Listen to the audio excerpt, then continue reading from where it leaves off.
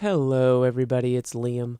Before we jump into this week's episode, I just wanted to let you know that as everyone is in these strange times, we're recording our episodes remotely and in some tricky conditions. With this week's episode, there's a few audio issues. It's a little loud at a few points. It's a little soft. I did my best to mix it so that it doesn't mess your ears up. I think it'll be just fine, but I wanted to beg a little patience as many podcasts are dealing with technical snafus related to our ongoing crisis. Also, we lost a little bit of audio due to a issue on my end. So the intro for Nicole and Shawn is you're just going to hear George and I.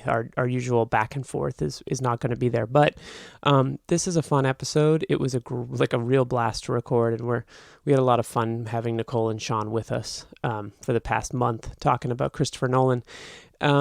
Yeah, that's it. I hope you enjoyed the episode. Bye. I'm George Fragopoulos. It doesn't matter who we are. What matters is our podcast. I'm Liam Billingham. I'm Nicole Solomon. I'm Shawn Setaro. What? And this is Oeuvre Busters.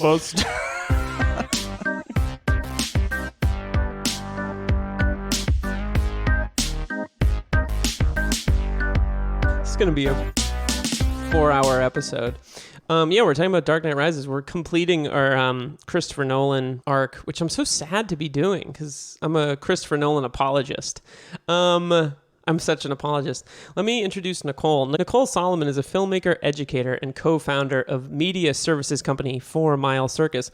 Her short film, Small Talk, which I'm in, screened at festivals around the world, winning numerous honors, including the Golden Clee Award from the Ars Electronica Festival on Sex and Tech, the first film to do so. Her anti-fascist vampire allegory, It's Normal, recently wrapped up its festival run and is now available exclusively through Patreon. Visit patreon.com/4milecircus for information and to see more of her stuff, and we'll be sure to include that link in the show notes. George, would you like to introduce Shawn? Let's do it. Yeah, so Shawn is an associate editor at Complex and the writer and reporter of Infamous, the Kaji 6ix9ine story, Complex, and Spotify podcast about the controversial rapper. He's also the former editor-in-chief of Rap Genius and the creator and host of The Cypher, critically acclaimed hip-hop podcast. He's written about music and culture for Forbes, The Atlantic Vibe, The Source, GQ, Esquire, Sondheim Review, and more. So welcome. Thanks for coming, guys. You too. All right, George, you want to summarize this movie that I like a lot more than I thought I did? This monstrosity? Yeah, I'll go. I'll try. Off. Jesus, I was trying to write the recap, and I was like, "Holy shit, where does one begin?" But anyway, so The Dark Knight Rises begins 8 years after the events of the previous film. Bruce Wayne is in retirement as Batman, and kind of as Bruce Wayne. And the Dent Act has been brought to fruition. It's a new set of laws that have been passed that have put thousands of people behind bars. We're introduced to Bane, who kidnaps a nuclear scientist by the name of Pavel. We're also introduced to Selena Kyle, who robs Wayne's fingerprints to later on set up Bruce Wayne. We're also introduced to John Blake, who is a Gotham PD officer. We're also introduced to Miranda Tate, who is Wayne Enterprises CEO.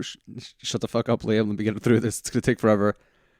Bane eventually comes to Gotham. He hides in the sewers, and he begins to sow chaos. Eventually, Batman comes out of retirement. He confronts Bane and his gang, who first fuck with the stock exchange. We should probably talk about that. Bane beats the shit out of Batman. He breaks him, and he sends him into, yes, that prison hole that Shawn mentioned. And it's the prison hole where Bane was supposedly raised in. Shut the fuck up, Liam. With Batman gone, Bane conducts a kind of fake populist uprising, while at the same time setting up a nuclear bomb beneath the city to blow up in a few months. Bruce Wayne eventually rehabs. In fact, about 50% of this movie is Bruce Wayne rehabbing. And some sit-ups, too. So Bruce Wayne escapes the prison. He goes back to Gotham, and with the help of Gordon, Commissioner Gordon, Kyle, and Blake, he takes back the city. They kill Bane, and they find out that Tate is actually Ra's al Ghul's daughter, Talia. What the fuck? And yeah, Batman seemingly dies, saving the city from the nuclear bomb, and the film ends with Blake, a.k.a. who we find out his name is Robin, finding the Batcave and beginning what we assume is his career as The titular Robin. The end. Nailed it. Nailed it. Okay, so guys, let's talk a little bit about the movie. How was watching it? How did it play for you this time, Nicole and Shawn?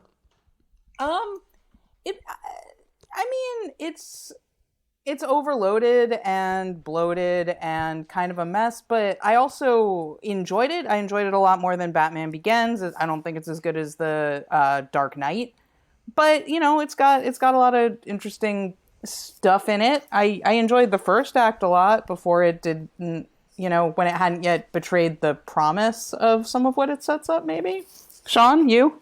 Yeah, so Batman 3 Down in a Hole. I enjoyed it. I enjoyed it. I was angry at some of it, but as some aspects of it I really, really liked a lot. We'll get into this more, obviously, but I liked some when it got to Liam, your buddy, Gordon. I liked that it finally was critical of him for basically the first time in the entire series.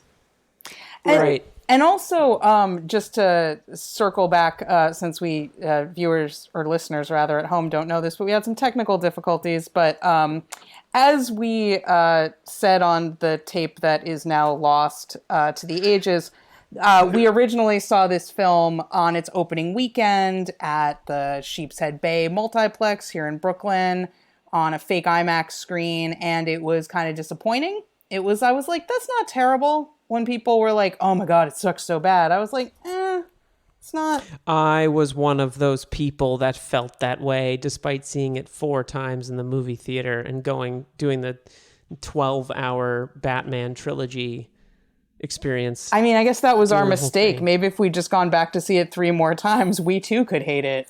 As I said, I really wanted that Phantom Menace. I had that Phantom Menace experience where I was like, no, it was good. It was totally good. It was great. It was great. Nosebleed.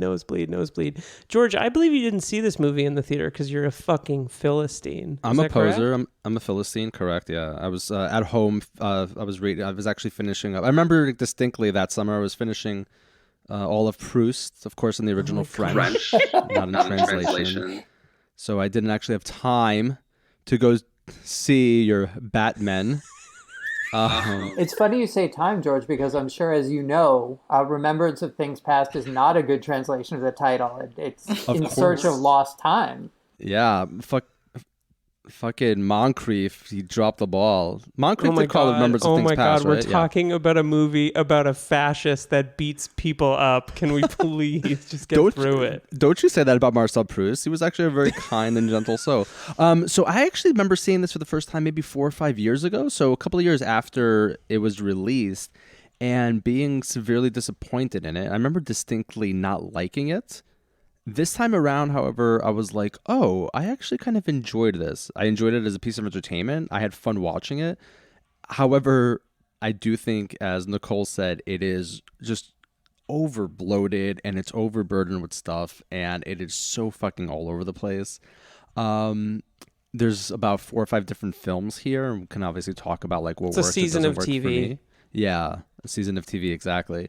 And for me, it's the weakest one of the trilogy. I believe you all think it's probably stronger than the first one. I will say this, it's definitely not as racist as that first one, for sure. That's exactly what was going through my mind as you were saying that. But its politics are fucked up in a totally different way. So we can maybe also talk about that. If I may interject here, I think that one of the things that makes it, for me, I think it's a mess. I think rewatching it now, I like it a lot more. I think I had a massive reevaluation when we watched Batman Begins, and I was like, this movie, I still like it, but like the editing in this movie sucks. The writing is really bad. It just didn't click for me. And I Rises clicked for me this time. I think I just being away from it for a long period of time and watching it. It was actually, I kind of said this to George, it was nice just to watch it and be like, oh, I have a Batman movie a new Batman movie to like. Like I hadn't felt that way in a really long time, so that was kind of cool. But for me, the problems with this movie kicked off before it came out when they said the name was The Dark Knight Rises. I was like, why is this movie The Dark Knight Rises? It's a terrible, like, if you think of a franchise, why is the name of the third movie the same as the second movie with one more word? Or if you think of another franchise, why are we putting Rise in the disappointing third installments? Because Oh, yeah, it's poison. Good call. I actually thought of the new Star Wars trilogy a lot while watching this one in terms of some of my problems with it were, also in terms of a kind of insularity that maybe we can get into later, where everything gets tied up with maybe too neat of a bow and the world gets smaller rather than larger, was something I was thinking about quite a bit, about some of the things that I was kind of like, about. Yeah, no, there's a lot about this that doesn't work. I know that we can jump into it, but I hate the opening. I think we're going to have to the fight opening this. plane crash. It's so incoherent. What and I know were that they doing with his blood? Why did they have to do it on a plane? That's a good question. The reason that I rewatched. So I watched this movie basically twice in the past 5 days because I had a lot of thoughts about it. They wanted it to seem as though he was dead, so they transfused his blood into a Khedive. It's ridiculous. That was so the fastest because while I was watching it, I was like, are they trying to like fake that these are each other? Because they could not do that fast with what, and like we were talking about that moment throughout the whole rest of the movie. We're like, wait, but what is that? What was that? And then he breaks the guy's neck in a football field, and like, I don't know. If I were in the stands, I'd be like, why did he break that guy's neck? This doesn't make any sense. You're overestimating the humanity of the common man, Liam. You have to understand, if you turn the city back to the people, it's just going to be show trials and exile executions. That's... If only, by the way. My God.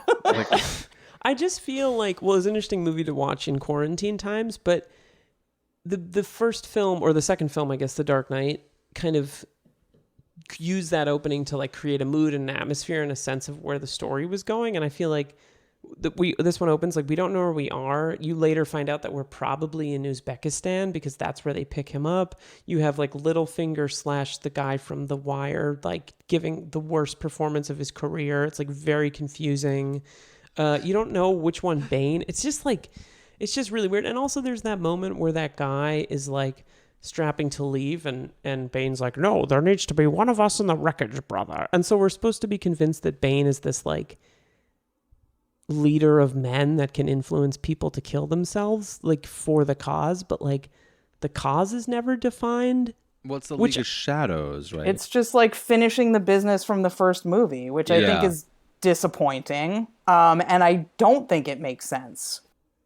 I think that one of the things that I do appreciate about this movie is that and I think that this bloats the running time, but I like that it calls back to the earlier films. You know, like one thing that I think really doesn't work about, like you said, Batman Begins is like, I like that The Dark Knight like sort of gets rid of the quote unquote mysticism that you have in Batman Begins with the kind of like, well, the Orientalism, but also like the like kind of like Ra's al Ghul mystery thing, which is really great in the animated series and in the comic book, but never quite worked in the movie. And I feel like they did a good job of not having very much of that in this movie in terms of the kind of like hokey stuff that's in the first movie, like the really hokey stuff. So I appreciated like the all-encompassing quality to this movie. And again, I really like it, but I think the movie should open with a really beautiful IMAX scene. The opening should have been Talia escaping the Lazarus Pit, which is the name of the prison, but we think it's Bane. So that when it actually flashbacks at the end of the movie and we find out that Miranda Tate is actually Talia al Ghul, it has emotional resonance. Because I don't know about you guys, but when I was sitting in the movie theater and we find out, oh, she's Talia, I was like, yeah, of course she's Talia. We've all known that she was Talia the entire time. Like it just didn't. No, I'm sorry. How did you know that? She has weird new agey speak from like her first line. Yeah, Shawn says there's tells. Shawn claims that there's tells huge throughout. Tells. And also, it's just, if you know Batman, you know that's where it's going to go. Like, they have to do that. It's not a bad choice, but I just felt like it was obvious from the second she showed up. It's a terrible choice. And also watching it again, sorry, Nicole, watching it again, there were so many different moments where I was like, she should, like, okay, why doesn't she admit she's Talia now? Okay, wait, no, she could admit she's Talia now. What about now? And you have to wait till like the very last, like, it makes no fucking sense. Well, It makes I no think it's a goddamn good sense. choice. It's badly done. I think it's just the same dumb switcheroo from the first movie. It's like, oh, you think it's this one, but actually the child of Fry's uncle is That's this true. one. And it's like, but what does it really matter in terms of the stakes of the movie? It doesn't matter at all. And honestly, I mean, Liam, I get what you're saying in terms of wanting to start the movie that way. Like, I do think that makes more sense structurally. Like, I'm a fan of the opening plane hijack, but that's just, as I said before, because I think it's dumb fun, a la Fast and Furious. And I'm Which like, they need more of in these movies. yeah, exactly. Because these movies are not fun. They're like very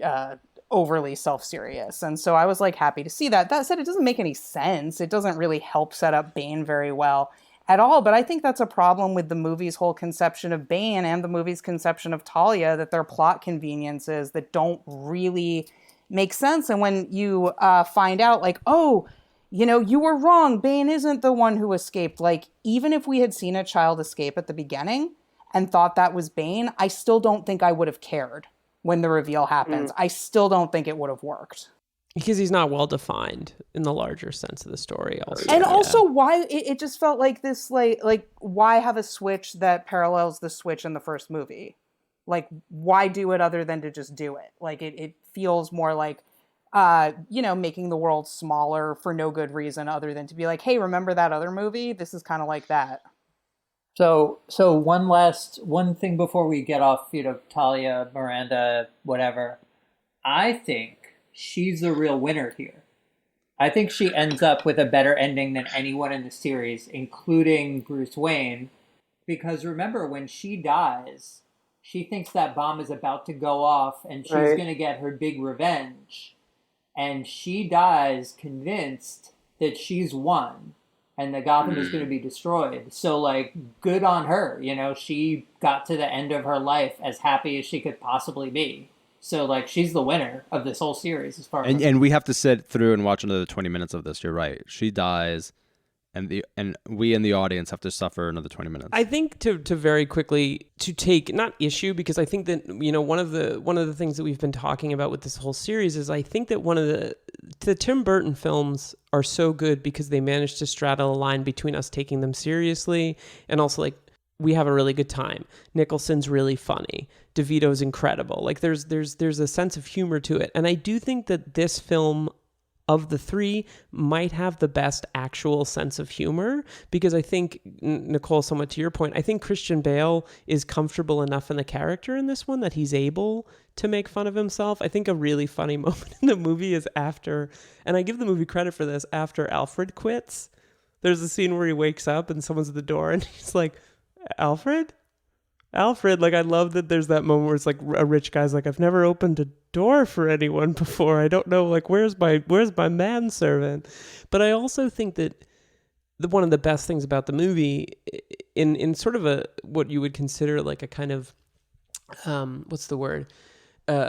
Kind of a casting against type, is Anne Hathaway as Selina Kyle. I think she's really funny in this movie. Like, I like what they do with her. I think she's honestly the best part of the movie, having rewatched it now. I 100% agree with that. I think the movie comes alive whenever she's on screen. I think she's really underrated in this film. And I think this film maybe came out during part of that weird, like, Anne Hathaway backlash thing that happened, where, like, people were kind of like, oh, Anne Hathaway, for no fucking good reason. Because honestly, I think she's great. I think she's really talented. And I like her a lot in pretty much everything I've ever seen her in. And this is no exception. I think her take on Selina Kyle is really good. I buy her. I think maybe it has something to do with people's expectations of the characters and people, as you were saying, like the against type thing, people's expectations of Anne Hathaway and being like, oh, she's this kind of theater girl thing. Yeah. And she's like saintly and good. She's good. Yeah, she's not like sexy Michelle Pfeiffer who would blah. And it just makes me tired to even think about it, because I buy her in that role. I don't think it's very well written. I think it's inherently appealing to me.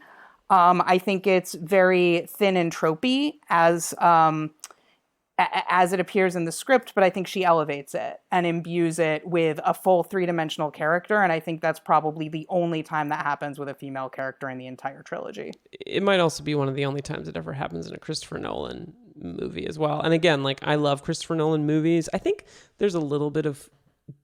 It's been a long time since I've seen it, but I feel like the Carrie-Anne Moss character in Memento is pretty good, but it's been like a really, really long time. I think that's kind of another situation where it's the same thing, though. I think that was another kind of like Christopher Nolan can write a femme fatale. Femme fatales are more interesting than the like super bland white bread other female characters he manages to write. And Carrie-Anne Moss is a really good actress who can bring something to that. But honestly, watching this, there were two movies that I periodically wished I was watching instead while watching The Dark Knight Rises, one of which was Mad Max Fury Road, which we actually tried to watch as soon as we finished The Dark Knight Rises. And which also has a blood transfusion in it, by the way. Also has a blood transfusion, also has Tom Hardy in a mask, has so many of the same elements, but is, to my mind, a much better movie. Unfortunately, not streaming for free right now. But the other one was Birds of Prey, which is a much more successful take on, morally ambiguous female DC comic book characters, but letting them actually be full characters, like more than one at a time, and not just be like the trope. I recommend it. I think it's the best DC movie I've seen since The Dark Knight. Like, there was one other movie that came up while we were watching it. This is, Nicole was saying, when Bane started doing his like leftist rhetoric to fool the people, she was like, "Oh, this is just Die Hard." Yeah, it is kind of Die Hard in more ways than one. The first one? The first Die Hard. The first I heard. Yeah, because Hans Gruber's faking it. He's not really interested in the prisoners of war he wants to have released, right? Oh, he that's just right. wants Okay. It's a distraction. Yeah, that's the whole and same thing here, except I think Die Hard was a little clearer on what it was doing than I think this movie is. Because I think this movie is trying to comment on, or at least explore or something, play with, I don't know, like political stuff of the day. But I don't think it really has that much to say about any of it and gets a little confused. Whereas I think Die Hard was a little clearer in its intentions. One of the things I wonder, and I think that actually this relates a little bit to some of the issues with the Anne Hathaway character, because one of my main sources of frustration with her sort of with her character in the movie is this idea of like she's, she has this speech that's now sort of infamous, the speech about like a storm coming and how like all these rich people need to batten down the hatches. But then it seems as though her character arc is to like observe this kind of like leftist revolution and be horrified by it. And I was just like, this doesn't play great. And I think there's two ways you can look at that. One is like, one, it's obviously not a leftist revolution, right? Bane is capitalizing on existing class tensions in order to like gain power for his own like stupid, very insular revenge plan that doesn't really have anything to do with anything other than like, I am the protector of Talia and this is what her dad wanted to do, so this is what we're doing now. And it has nothing to do with like the stated, power to the people politics of it or anything like that. So arguably, she's just like, well, this is some bullshit. That's the better way of looking at it. But the other way is the more kind of centrist way, which is where I feel like this film's political heart is, which is just like, oh, well, yeah, the grass is greener, but now that I see, I want no part of this. And it's all very weird because the way the film portrays political violence, it's not actually political violence. It's just... this weird, like, very specific, like, revenge supervillain plot that has nothing to do with any sort of broader movement. Just like Grimes, she quickly abandons any sort of punk street cred that she might have to hook up with the billionaire and then just leave for Italy at the very end. One thing watching these movies in succession is like, and I think this might have been more true with one of the. I don't think the politics in the movie are incredibly like insightful or smart, but I do like that everyone is kind of compromised in the movie. Like, I think that that's interesting for like from a Batman film noir perspective, and that like Gordon is as Shawn, as you pointed out, like Gordon is kind of taken down a peg because he's been lying for years about the den thing. I think that's really interesting. I think, Nicole, I think you're right. I think that it would be really cool if what Anne had, or what Selena Kyle witnessed, was not her seeing that like this leftist revolution was perverted, but actually it's more just that she's centrist. I think that that's like an unfortunate decision that the movie never really capitalizes on that in an interesting way. But I do appreciate that, like, one thing I do like about the movie, and I think, again, this might be a little bit of Christopher Nolan apologists, is that I think that no one in the movie has ultimately great intentions, and I think that that's totally disagree. more. What about Blake? Or Batman. Yeah, there's no complications with Bruce Wayne in With this Bruce one. Wayne, Well, yeah. Bruce Wayne's death wish plays a big part in the roles. Like, is he fighting Bane because he wants to save Gotham, or because he wants to get his back broken and his neck broken and die? But then ultimately he makes that choice, and it's like, no, I want to rise. And, so... I think that that's a good point, though, because he's like one thing I noticed in rewatching this movie is a lot of the movie is people telling Bruce Wayne who he is.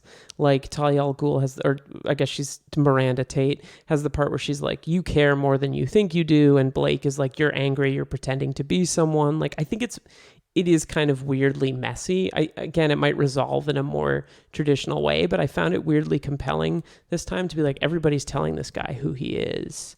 It's interesting to view him as kind of a blank slate, whether or not that's ultimately speaks to it. But I don't feel like anyone is really right. When I watch the movie, at least, I'm like, oh, everyone in this movie is kind of compromised from a certain point of view. And I think in one way, like from a film noir kind of perspective, setting it within that's appealing. But also a part of me is like, dude, it's like 2012. Like, take a stand. Like, what do you have to say? If you're like throwing all this stuff into the stew, like how like, what are you trying to do with it? And I feel like there's a lot of throwing stuff against the wall to signify, but what and it.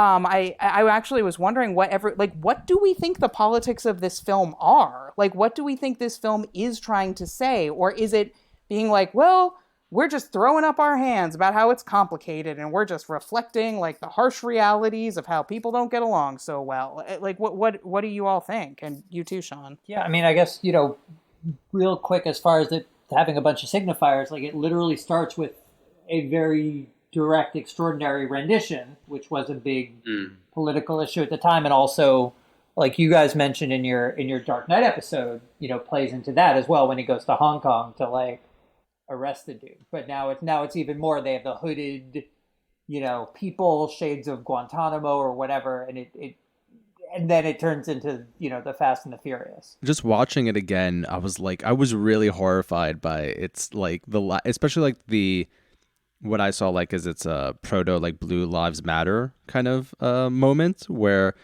Matthew Modine's character is like, there's only one police in this city, and just about how incredibly just fucked up it is regarding any sort of sense of of what a populist, let's say, revolution might look like, or the idea, let's say, that if you give, let's say, people power, it is either done for malicious ends, for disingenuous political ends, or that doing as such will result in absolute chaos. I mean, watching this, I was like, holy shit, like this film's politics are even more fucked than the previous ones. Yeah, I mean, I think what's interesting is the people aren't ever actually given the power, right? Like there's this there and that it almost is interesting because it's like Bane lies and says, oh, one of you have the trigger to detonate the bomb, blah, blah, blah. But of course that's not true. And it's pretty good Bane, though. Pretty good Bane. Thank you. I was a little nervous to bust it out, but then it was good. It's not natural, but whatever I was saying. But obviously Bane doesn't actually trust the people for shit. Bane doesn't actually care about, like, the people don't actually get Gotham. Like, he's a warlord holding a nuclear weapon over everybody's head. It has nothing to do with any sort of direct democracy. But I don't know if Christopher Nolan knows that. Like, a question I had rewatching this trilogy and just kind of thinking about the history of at least United States cinema is we have so few depictions of any sort of leftist organizing. And I think part of that is a kind of incuriosity. I think part of that is bad politics. I think another part of it is ignorance of we have all these filmmakers who want to have important things to say, who I think don't actually know how political change comes about. I think they don't know what organizing is. I think we've had over 100 years of pop cultural propaganda designed to obfuscate the history of leftist organizing in the United States. And looking at the Dark Knight trilogy is kind of an interesting little microcosm of how that all pans out, because at a certain level, like, no offense, I'm really not trying to be super rude, but I think these movies are just dumb on a certain level. I feel like they're bringing in all these politics and have no idea how to analyze any of it or what to do with it. And it's kind of like the we didn't start the fire of like superhero films where it's just like Occupy and Bane is turning back Gotham to the citizens and show trials, exiles, communist. Yeah. I mean, I've been thinking about this a little bit. There's this quote from Scott Tobias's review of this movie, which he gave it an A-, and he said, the quote is, "There's a catch-all quality to the politics of it. The Occupy movement could be viewed here as a unifying force or order-upending menace." You know, I think my caveat to it being any kind of critique of Occupy is that it isn't really we know from the beginning that Bane's full of shit and he's not giving power to the people. So I've never read it that way. I also think it's like interesting that like when I watch it, I don't look at the Matthew Modine character as anything but like an opportunistic piece of shit. Like he's sort of like Ian, like I feel like sorry, Shawn? Go ahead. I said he's a tool. I agree. He's a total tool. And I feel like with the exception of Gordon and Blake in the movie, most of the cops just seem very self-concerned with their own careers and stuff like that. So it complicates kind of... jump in for one second with that, which is one thing that bugged me about this film is one of the big themes of The Dark Knight. The second one is that the entire police department is mired in corruption, right? And you see that they'll go so far as to like kidnap, I don't know, they kidnap Gordon or his, whatever, his Harvey Dent's girlfriend or Harvey Dent or what, I don't remember who they kidnap. They kidnap somebody important because all the police are corrupt and compromised.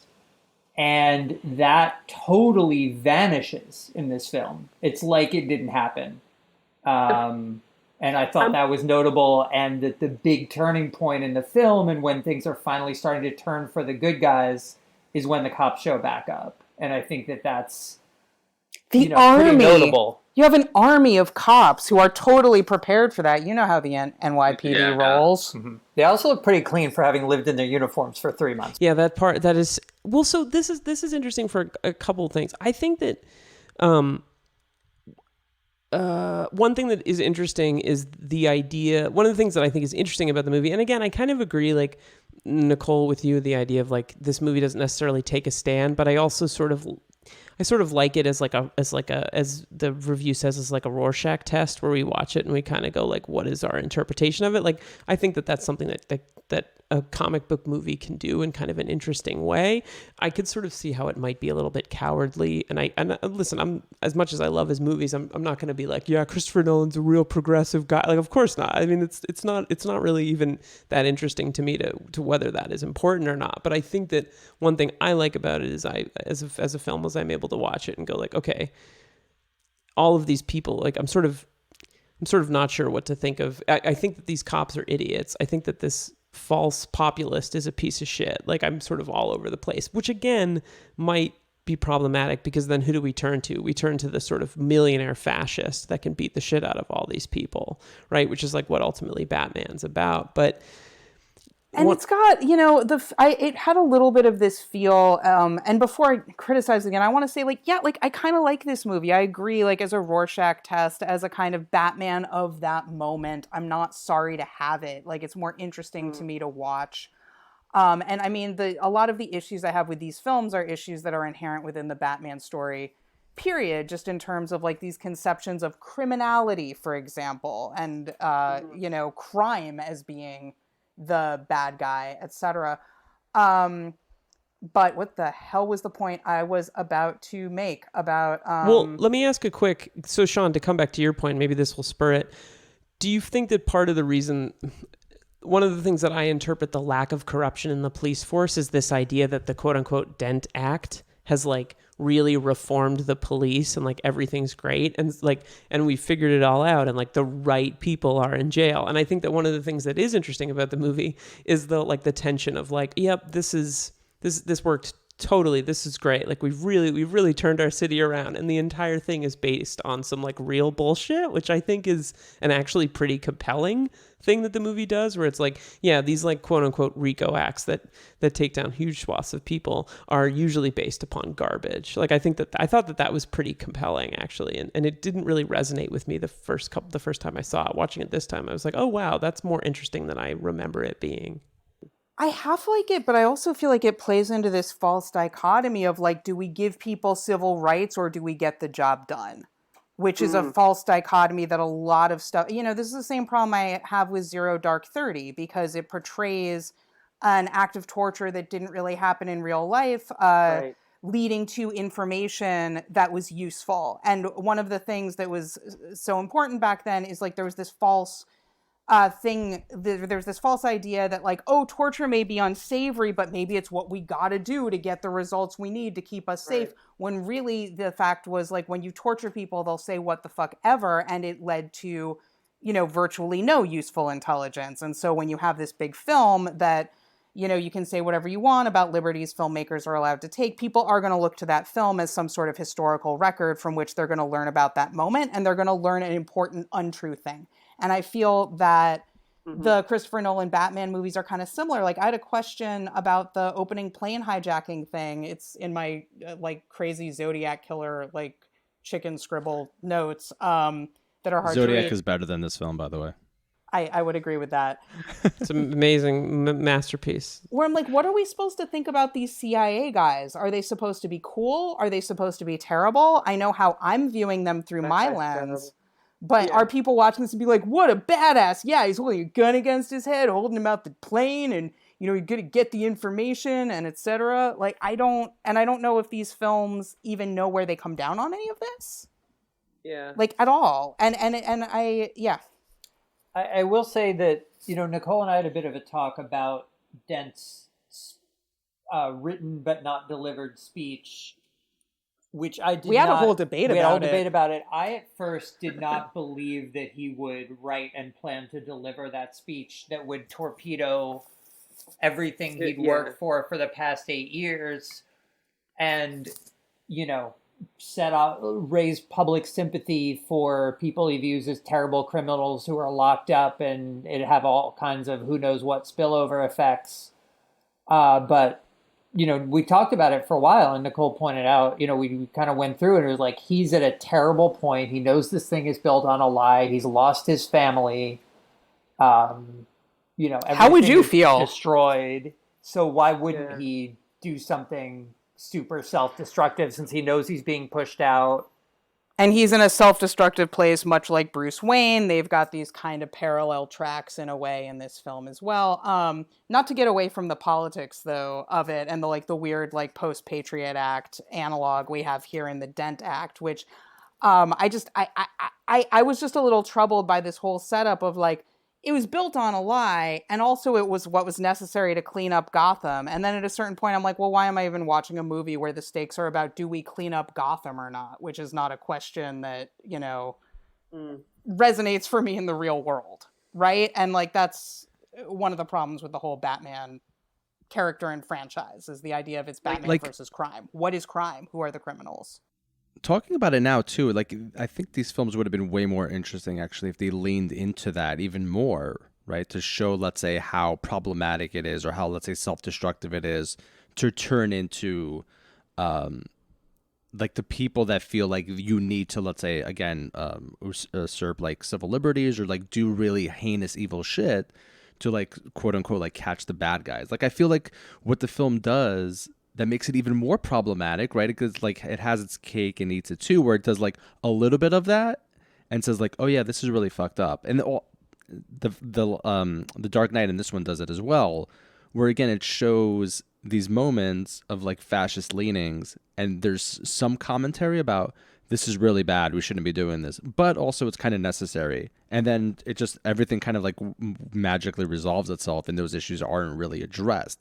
Like it would be far more interesting if like there was more of James Gordon having to deal with the fallout of those kind of issues, or Batman himself having to deal with the fallout of those issues. I don't feel like the those kind of moral complex issues really echo throughout. I feel like to some extent I agree, but I think on another level, one of the things that they have to deal with in terms of fallout, and again, like I think there is a sort of an important distinction, I think it's important to think about like what the stories of the movie are versus what they're attempting to say. And I do think that like the fallout that they're dealing with is Gordon is living with this lie that's like clearly ruining his life. And Bruce Wayne's life, Bruce Wayne's life is fine, but like he's vanished from a public life. He's kind of just like a destroyed shell of a human being. Like I think that one of the things that I give the movie credit for is making the decision in a superhero franchise to make the events of the previous film play such an important role in how things resolve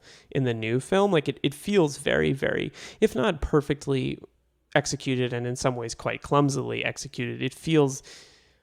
I actually do feel like this movie does a good job of delivering on the consequences of actions that people have taken in previous incarnations of the story. Where I do feel like it falls apart is the wish fulfillment at the end of the movie where everyone gets what they want. I really dislike Alfred going to Florence, even if that sequence is in his mind and like seeing, like, I don't love that stuff. I hate the Batman statue. Batman but statue's fucking terrible. What Shawn was like, haven't they learned anything about like building up these figures into like... I know. Well, that's really where the movie becomes ultimately there's a lot of things that we can argue are problematic, but like one of the things that the movie has the opportunity to do is sort of like downplay the importance of Batman. And so to show this statue at the end where it's like, it's all that guy. It's like, talk about American exceptionalism garbage. It's like, oh, it's that one guy saved us. Like, it's just so stupid. It's funny because that kind of mirrors something I was talking to Shawn about earlier when we were talking about the film, and I was ranting about how filmmakers don't like to make movies about movements. They like to make movies about charismatic leaders, about figureheads. Yeah. And like we have this idea that like civil rights happened because Rosa Parks and MLK, and like that's it. Rosa Parks didn't want to sit at the back of the bus, and it's like, no, that was a part organizing its work. You know, one of the things that was so refreshing about Sorry to Bother You is that finally there was a film made by somebody who understands what fucking organizing is, which almost nobody else does. And so it's kind of fitting that it's like, even in this film that's trying to problematize the myth of Batman and the concept of Batman and Batman as like this singular force and how that can go rotten very quickly, it still ends that way. You know, as being about like this one figurehead. And I don't know if Christopher Nolan has the imagination to think beyond that, or if most people going to these films do either or want that, or if we can even imagine anything outside of that. Well, and also I suppose to some extent, what are the limits of, like, I'm not saying that he was like, guys, I'm really gonna problematize Batman, but like, what are the limits of how far he can go with some of those things in terms of it being this like massive blockbuster product? Like, does the movie succeed in like getting anywhere with I think it's probably more thought-provoking than some big blockbusters in a lot of ways, but like, is that enough? How far does it go? And I think also just to like, when reading about some of the influences on the trilogy, a movie that came up a lot was Battle of Algiers, I think, which like is such a good, I think you can kind of see it in terms of the war stuff, which is such a great movie, but I feel like, as is not untypical of filmmakers, it's like how much of the filmmakers, and this is not specifically about Christopher Nolan at all, but like filmmakers reference that film all the time, but how many of them have actually read anything about the history and what's going on in that story and like the complexities and what led to that film, whereas like Pontecorvo was like living in that world and knew what it was like. And like, so I feel like when you talk about political films, it's like, how much time are the filmmakers investing in like what the films are actually about versus their like style and the way, as opposed to their substance. Like that's something I think a lot about with these movies too, because they clearly reference great political films, but how deeply invested in the politics of those films are they? Not So very. Yeah, I don't think they are. As a complete aside, I would just like to say that the moment that really gets the film rolling is total sort of really discredited Gordon for me even more than the Dentac stuff, which is when he follows Bane down into the sewer by himself. Yeah. And it's like, why would the chief of police go by himself with a gun? Shouldn't he be doing his job and supervising stuff? And if he'd actually done his job instead of trying to be a cowboy, Bane never would have gotten the speech and never would have had his inciting thing to like get his plan, and things would have been a lot safer. Do you think that's a story problem, or do you think that that's just like what they were trying to do with the character? That's a good question, and it was only as I was saying it that I was like, oh, maybe this was intentional to show that, Gordon's a cowboy. Yeah. And he's self-destructive. He's got nothing to lose. Yeah. I think that maybe part of it is it comes down to intention. Like I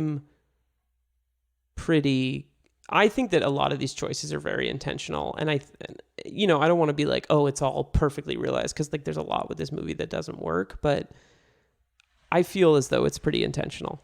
I think Gordon works better than most things in this movie. I feel like I kind of buy where he's at every beat. I think it makes sense. Whether or not it makes him, a good cop is a different question. Right. But what a good cop is yet another question. But we won't go there right now. But we haven't talked that much about Joseph Gordon-Levitt, although he's come up a bit. And I do have to say, I really like him in this movie, and wish we could have seen what happened after. Like, it is very satisfying when he's like, fuck this shit at the end. I don't think it's a like strong political stance Nolan's taking, but it is just satisfying to watch as a viewer, to see him be like, yeah, no, this isn't how I'm going to affect change of any sort, and then go on to be Robin or Batman or whatever the hell it is he does after that. Yeah, one of the things I find so satisfying is him being like, I don't want to be a fucking cop anymore. Like, I think that that's, again, like, kind of perverts or sort of complicates the way we're relating to the Law and Order. It's a very Law and Order heavy movie, but I like that at the end of it, he's like, yeah, I don't want to do this anymore. Now, the fact that he might become like a masked vigilante who beats up mentally ill people is a different story. But again, I think it's all very intentional. And I think George disagrees with me. Yeah, I definitely do. Well, I mean, I think it's interesting also to think about his character almost like he's so good of it. Like, he still kind of remains a cop. Like, he's so pure, such a pure cop that like the police, the Gotham PD like isn't good enough for him. I don't know. There's just like a certain sense like, yes, it's a rejection of it, but it also to me seems like it's just kind of not a rejection, let's say, of being a like a cop, but of being a certain kind of cop or belonging to a certain kind of specific system of cop. So again, like the pursuit of justice kind of like just transforms into something else. It's not, I think, like a complete rejection of what makes it like automatically problematic to be a cop. And also, you spend 2 hours and 45 fucking minutes with a character that's been a cop. Why is it so difficult to imagine that somebody else, another, let's say, member of our society, can in some sort of way transform themselves into this hero? Like, why does it have to be a cop? Yeah, actually, what you just said, George, reminded me of the thing that I forgot that earlier when I was like, what? I forgot my other point. Which was, I feel like there's this, and again, this was the thing where I was like, not to be rude, but I feel like there's this kind of very adolescent, pseudo-nihilistic kind of streak running through these films that feels very immature to me, but at some places manifests in ways that are like of interest to me. For example, in that character, because at the end, I read his, like, I can't be a cop as not being like, well, now I understand that actually, like, the police were formed to round up enslaved people who had escaped. Yeah. And that's, the whole, maybe this isn't an institution that we should, that's not where his critique is coming from. His critique is coming from this more knee-jerk, like, I don't want to follow orders. These dudes were following orders and they blew up the bridge and we could have escaped. And they didn't listen, and they didn't do what was right. They just did what they were told, and I can't be another one of these sheep doing what I'm told. But I think his issues with the police start earlier, after after he finds out that Gordon's been full of shit, I think he basically says like, this has been like, I think you're right, but I also think that just to play a devil's advocate, I do think earlier in the film he's a little bit like, I don't want any part of this if this is what this is going to be. But that also goes back to like thinking about it like in relationship to Bruce Wayne. That goes back to like certain discussions we've had about how like these films, for example, can envision, let's say, a version of the character that isn't the billionaire playboy. Do you know what I mean? Like there's no version of Batman that we get that in any sort of way is like, how can we reimagine this character in such a way that, let's say, I don't know, he gives away his entire fortune and he lives like a regular human being, but yet he's still also able to be some kind of vigilante. Like it's not outside of the realm of possibility to imagine, let's say, that kind of reconstruction of the character.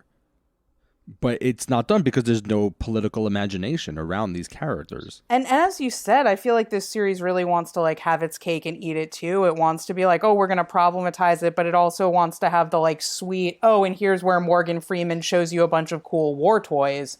And everybody watching is supposed to be like, oh man, I wish I had access to all of that paramilitary gear. And it's kind of like wish for, and it wants to have it both ways.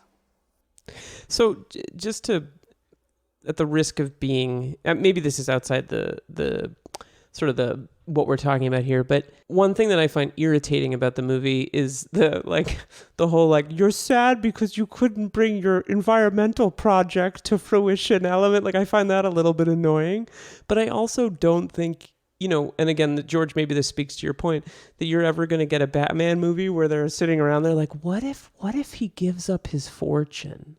Like, what if he did? Like, I just don't see that being and one of the reasons, like, maybe I'm giving the movie the benefit of the doubt, but that's something I do think that maybe this is maybe as far as this franchise is going to go or this like larger conglomerate is going to go in terms of problematizing Batman. And one thing that I like about it is like, it does feel, I think, Nicole, to your point, like the appropriate post 9/11 Batman. It doesn't go as far as it could, but I do ultimately think that like, it asks some questions that have never been asked of the character before in such stark terms. Now, whether or not, ultimately, I think it ends up being like, it not really going there as much as it would, but I guess I do appreciate that at least it goes where it does go.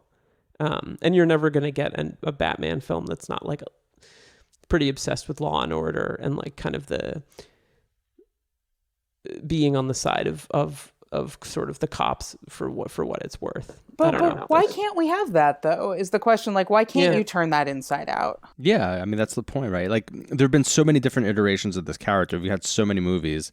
Why can't there be a version that is just highly deconstructive, or does just something radically different, but still in some sort of way, let's say, retains some sort of fidelity to its crime fighting ethos? Like you could do it. There's just no political imagination. That's why people keep remaking the same fucking movies over and over and over again to begin with. Or what if we had a Batman movie where we questioned it being Batman's war on crime and instead became a war against like people hurting other people and having it like, is it crime or not? Like, not being the dividing line, because like this movie's afraid to go to the place of saying like, well, what gets defined as crime and what doesn't.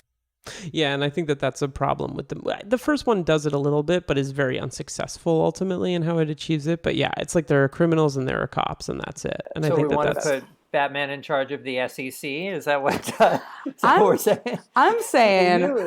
I'm saying Batman climbed out of that hole without like any help from any of his like special military grade weapons and things like that, right? Like we can have this character without the privileges of the stuff his money can buy, and he's still an exceptional human being in certain ways who could be a superhero out fighting crime without having to be a billionaire. Maybe he gives up his money. Maybe his money is taken from him. Maybe he's just on the run and doesn't have access to it or whatever. Maybe that leads to some sort of reckoning with his place in the world, cutting into things from a different angle than what we've seen so far. Because I feel like this is kind of like Tim Burton was starting on pretty much everything Christopher Nolan does here in terms of the Batman Bruce Wayne characters. Christopher Nolan goes into a lot more depth. Ultimately, I don't know if that's a strength or a weakness, because I don't know if I'm that interested in that. I I kind of prefer the Tim Burton take. I mean, that's a matter of taste in part. I'm not saying that's like objectively right or anything, but you know, I'm like, is it that interesting to like take this deep dive into this character within these strict parameters of how we've seen him portrayed over and over and over again?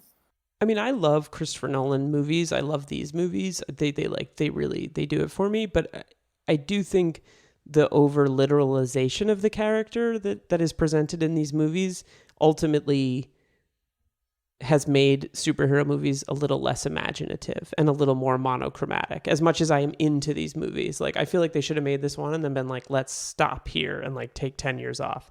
And I do think that Tim Burton's more idiosyncratic take on the character is ultimately a lot more compelling. What you just said made me... There's a moment in this movie where right after Bruce Wayne gets out of the Lazarus pit, did you guys notice this? He kicks the rope in. Yeah. And I think the idea is that so that everybody can get out, right? Is that what's... Because the rope is still attached to the top. That was how I read it. That's a nice idea. Yeah. Because I had an argument with someone that were like, no, he does that so that no one else can get out. And I was like, that's not what's going on there. He's kicking the rope so other people can escape, which I thought was like... Right. I don't know. I was sort of surprised. I was kind of like, whoa. And it made me think like, why does he do that? What is the choice? Why ultimately does he do that? Because I think that one thing that would be interesting about the movies is that if instead of in Batman Begins, we see him at the end of his sort of like journey in the Far East, quote unquote, we see him actually go through that experience and become a more compelling, like I would like the movie to explore more moments like where he kicks the rope into the Lazarus pit, because I think it adds interesting shades to the character. I don't know if you guys felt that way, but I was like, oh, he clearly wants all of these people to escape. That's interesting. I think it would be like the movie taking a stand, like Right. pro-liberation of prisoners, even if they're against the liberation of prisoners in Gotham, which is another interesting moment we could talk about. But yeah, I would have liked to have seen that, and I think maybe Christopher Nolan would have done well to like take another second. Yeah, like literally one more second. Yeah, to like just to punch on it, you know, and make people get it. Because I like that moment a lot. I think it's an interesting kind of like, whoa, I didn't expect that to happen kind of thing. Do you guys want to talk about Bruce Wayne? Because I think Bruce has a really interesting arc that everyone's telling him who he is. And there's this moment where Michael Caine says something like, the city doesn't need your body, it needs Bruce Wayne, like it needs your intelligence. And I think that like, I really like that because I do think these movies are largely very successful with how they deal with the soul of Bruce Wayne a little bit, whether like we like where it goes. I think ultimately it leads to this billionaire savior complex thing that I find like, I hate this in Black Panther too. I hate at the end of the movies where it's like, and I made a nonprofit for kids. Like I really don't like the decision to give all the kids nonprofits, but like, I do think that this film, I even found the Alfred and Bruce stuff really moving. Like, how did you guys feel about it this time? I did, yeah. I loved the Alfred and Bruce stuff in this. I loved Alfred going front and center as Bruce's like surrogate father / real father all along. I thought that was great and super moving, and I love that he intentionally torpedoed his relationship with Bruce in order to attempt to save Bruce's life. He failed in that Bruce continued to fight as Batman or whatever, but I really loved that. I thought that Michael Caine was great in those moments, and I thought that like him as, you know, the real father you thought you were missing was awesome. Yeah, I really wanted to see the like Steve Coogan, Rob Brydon Bruce Wayne and like Alfred trip to Italy kind of thing where they're just like chilling. They just made a new one, so maybe they do it in that one. They go to Greece. I can't wait. Yeah. No, I like the Alfred and Bruce stuff in this. Yeah, it was kind of touching. Although a lot of it is also really like heavy hand. Like Alfred, when he's often on the screen, is just kind of delivering a lot of like exposition. Like, hey, remember when you lost your girlfriend? Did they want him to get an Oscar for this movie? It feels like Christopher Nolan was like, let's get Michael Caine an Oscar for a Batman movie. Because every 15 minutes for the first hour, he's like, I don't want to bury another Wayne. And like, he's like very upset the entire time. But I did find it very moving, I have to say. Yeah, I think Michael Caine's a champ in these films. I think he's fucking fantastic. I do... The whole set... I mean, and it's not even a critique of this film particularly. The whole setup rubs me the wrong way a bit. The, like, doting, loyal servant family member thing is rubs me the wrong way to a degree, but that has nothing to do with Michael Caine or even the particular depiction in this film. It would have to, you know, a filmmaker would have to deconstruct that or problematize that for me to be like feeling great. And it's not like any other Batman film is doing that I'm aware of, so I can't really knock this one. Yeah. Does not happen in now I want to Justice see like League. I want to see like a 2-hour like Merchant Ivory production, just told entirely from the point of view of Alfred. You know, there's that new like, show. There's a show called Pennyworth, which is about Alfred's family. Is there? Oh, his family. family. They're like secret agents. It's like James Bond shit. Oh, yeah, no. I mean, like, in the mansion, about how depressed he is, about how lonely and isolated he is, and how I used to take care of this asshole billionaire who dresses up like a bat and beats the shit out of people.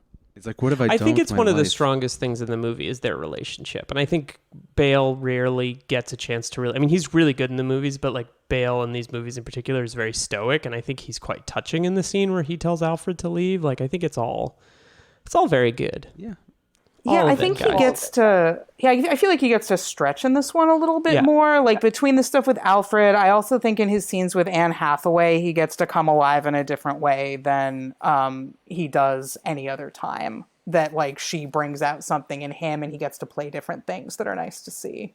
Nicole did not like the 70s, like, oh, he kisses the girl and then they're lying on the bearskin rug together. Oh my God, it's so bad. That scene is so bad. From like the second Alfred leaves. So this is actually something that's interesting. I don't think the first hour and okay, so I think that this movie should open with the Talia escaping the Lazarus pit, and then we should immediately cut to the football game.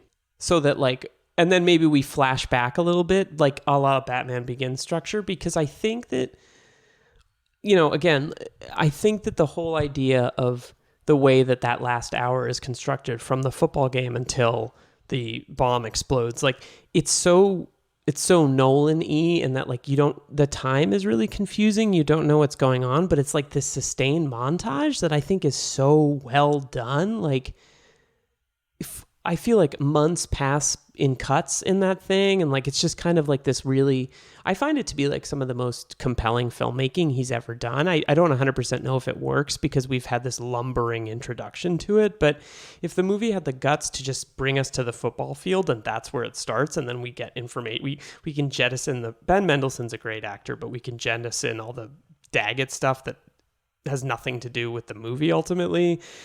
I think it's a great movie. I think it's like a taut 100-minute movie, and it's unfortunately a 3-hour epic, but that last hour is really, really, really well done. I also would have honestly liked to have seen in the montage in the last hour, I would have liked to see some of those moments play out into full scenes. I would have liked to have seen a special, like, because it's like, okay, Bane takes over the quote-unquote people's uprising, whatever is happening in Gotham. And I'm like, I want to see how this has actually been working for these 3 months. Like, aside from, like, we get one scene of, like, rich people getting thrown out of their apartments, and we see a bit of the show trials and, the ICE exiles and all. But that's it. And I'm like, what's happening? How are people getting food? How are people, especially right now. It's very like, oh. Well, there is that one brief exchange on the bridge, right, where they say, like, Bane's emissary says to, like, the army guy, like, oh, we're only negotiating for, like, supplies and stuff. Like, it doesn't explain everything for sure. But it doesn't explain anything about how and to whom those supplies are being dispersed. Like, are they going door to door to all those people who are just like, because you get the idea that all these people are just staying the fuck inside and not going out at all. Like, are they getting supplies? Who exactly is participating in what? I feel like it's all this big mishmash, and part of it is because maybe Christopher Nolan doesn't know or care, but I'm like, I care. You know, this is what I want to see. I want to see the mechanisms of this new organization of Gotham. Like, that's the most interesting thing going on. No, I think it is one of the most interesting things that's unexplored. Does it also explain the stupidity of why they don't just blow up the bomb like right away? It's a nuclear bomb. You can't blow up nuclear bomb's gonna blow. Why don't they just detonate it immediately? Oh, you mean Bane's guys? Bane, yeah. Oh, okay. I agree. It was just this dumb, and they're like, no, we will set it off 3 seconds before it would have gone off anyway. And you're like, but why? Yeah, like I'm like, other than obviously for the convenience of the plot, I was like, well, why the fuck don't they just Again, this could be something that they off? say in the movie that just gets buried by the amount of shit going on in the movie. I don't remember them specific, but it's something to think about. I don't know. But also, like, it just gets back to my kind of meta question of like how it feels like the rise of Skywalker to me, and how it just feels so disappointing to me in so many ways that this is just like Batman Begins Part 2 at the end of the day, and the whole reason Bane is doing everything he's doing is just because of a personal relationship with this one person whose surprise is Ra's al Ghul's daughter, and that's the whole reason he's. Oh God, sorry, spoilers. And that's the whole reason why any of this is happening. All of the politics, none of it has anything to do with anything. And it's so weird to me to keep bringing that up. And I just find that really disappointing, and it feels very hollow. And it's part of why ultimately I'm like, I don't care. This is just like a dumb, over the top supervillain plot that doesn't actually, because like what these movies seem to ultimately be saying is, free market, quote unquote, free market capitalism is great. Billionaires can totally save us and are saving us every day. It's just for nonprofits, guys. No, but not nonprofits. Nonprofits, but by billionaires, billionaire foundations. Except when they're developing green energy nuclear war weapons. But like, ultimately, they're acting as if. It seems like the point of view of these films is that when capitalism fails, it's because a shadowy network of pseudo-leftists is pulling the strings and forcing it to fail. Like, that's ultimately seems to be the political message of these films, and that's just terrible. Yeah. Well, and again, sorry, I already said this, but you have 3 months in which there's no reason why Talia would not let it be known, like, explicitly, like, who she was. You know what I mean? Like, somebody else would have, like, figured out. Like, she'd be like, all right, we got everything we want. Batman's gone. We've taken over the city. Like, I'm just going to start acting like the person that I am. There's no fucking reason that it makes any sort of sense that she would be in hiding. She'd sit in a shitty conference room with people she doesn't like. Yeah. Pretending to be scared of her, like, protector dad or whatever. But why? Like, yeah, no, I agree with George. Like, why? Other than the convenience of to be like, oh, and here's the big reveal at this point in the script. Like, yeah, like once Bruce Wayne comes back into town, Morgan Freeman's character, like, you would not believe who Tate really is. It'd be like, what? You're like, he would find that out, or like everybody would know already. But I think again, a lot of these problems are just because the movie isn't fleet enough, and if they'd like reconsidered some like serious holes in terms of like how the story is being told, if they made an entirely different movie, I think that the seeds are there. I don't think you're wrong, but I think that again, maybe I'm watching the movie in my mind that I want to watch. But I will say this. This thing is a masterpiece compared to The Rise of Skywalker. I'm sorry. Yes. Disagree. No, I don't agree. I actually think it. Oh no. I think it's comparable in a lot of ways to The Rise of Skywalker. I quit the podcast. Am I fired? Nicole and Shawn, you run this podcast now. For our next season, we're gonna do the oeuvre of Green Lantern. Oh my God. And with that, should we wrap up? Yeah, George. Good. Any final thoughts? You wanna say first? Final thoughts? Why? Because no. I'm trying to buy some time. I don't know. I thank you for inviting us. I had a great time. Thank you for coming. It was fun. It was actually, for all our criticisms, like, I did have fun rewatching all 3 of these movies and having an excuse to think about them and talk about them. And I guess all I can really say is go Batman. Go Batman. Go Batman. All right, George, take us out. I was George Frigopoulos. It doesn't matter who we were. I'm sorry, I'm Liam Billingham. I was Liam Billingham. I was Nicole Solomon. I was Shawn Setaro. And this was Oeuvre Busters. I'm once again nailed it. Nailed it.